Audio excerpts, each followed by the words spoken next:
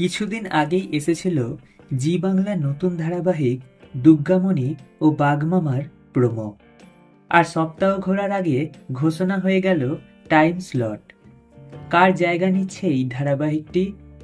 দীর্ঘদিন পর আবার ছোট পর্দায় ফিরছেন মানালি মনীষা দে। আর মানালি মানেই প্রাইম টাইমেই আসবেন তিনি।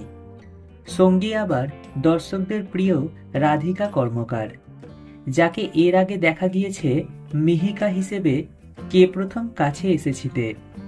আগামী ৩রা মার্চ থেকে সম্প্রচার শুরু হবে দুর্গামণি ও বাঘমামার। আর রাত ৯:৩০ স্লট দেওয়া হয়েছে এই ধারাবাহিকটিকে।